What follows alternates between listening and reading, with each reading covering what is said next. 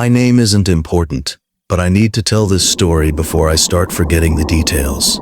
This happened 2 years ago, right after I moved into a mid-sized apartment building on the outskirts of the city.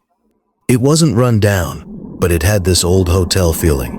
Long hallways, yellowed lights, and doors that didn't quite fit their frames. I rented apartment 314 on the 3rd floor. To the left of mine was 312, and to the right was 316. During my first few weeks, I rarely saw anyone going in or out of 316. The building was quiet, too quiet.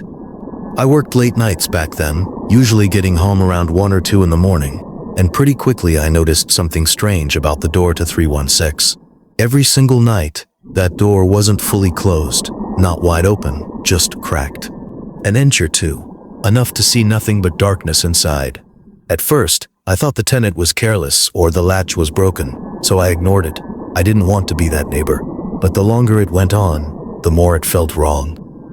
Like someone wanted me to notice it.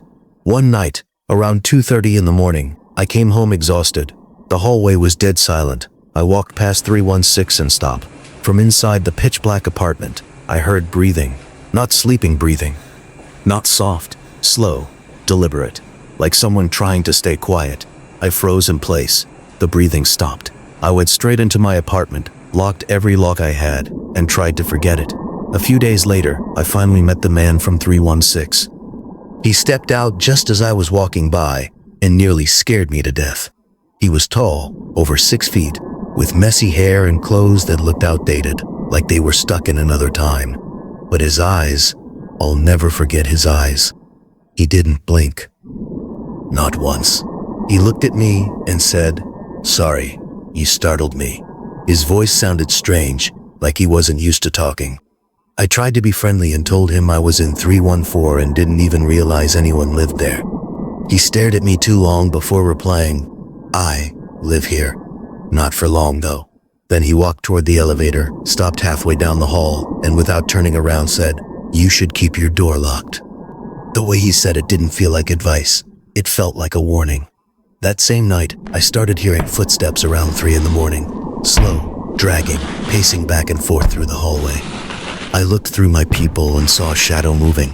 Every time it stopped, it was right in front of my door. Not knocking, not trying the handle, just standing there, breathing.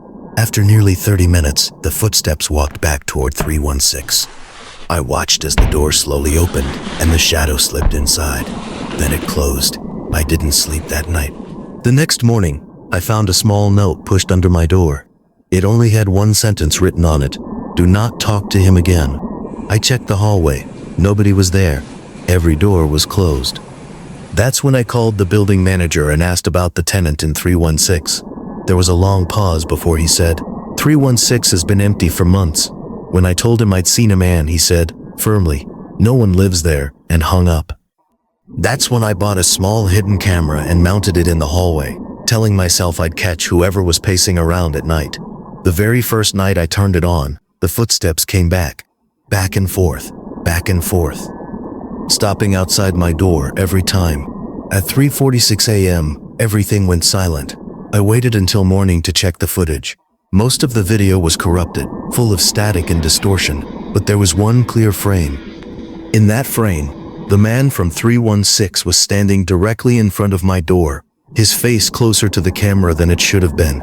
His eyes were wide and unblinking, and he was smiling. The worst part wasn't his face, it was the angle.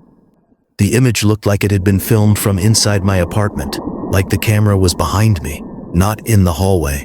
That didn't make sense. I ran back to my apartment to check the camera.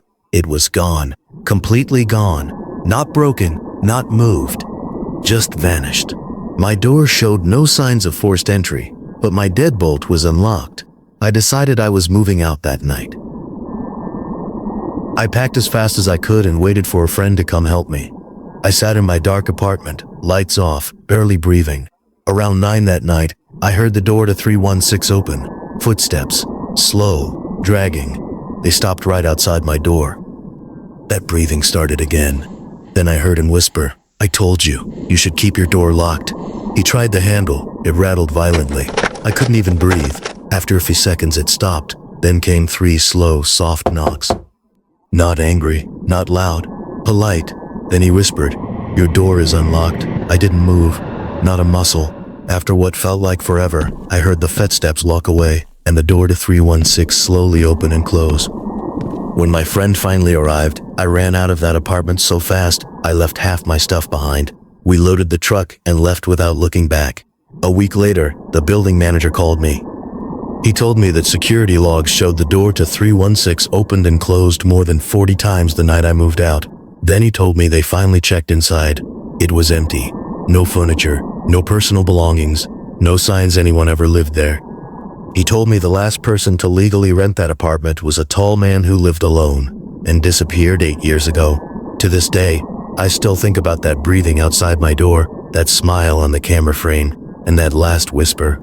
Sometimes, even in my new apartment, I hear slow footsteps in the hallway. And every time they stop outside my door, I check the lock. Over and over, just in case.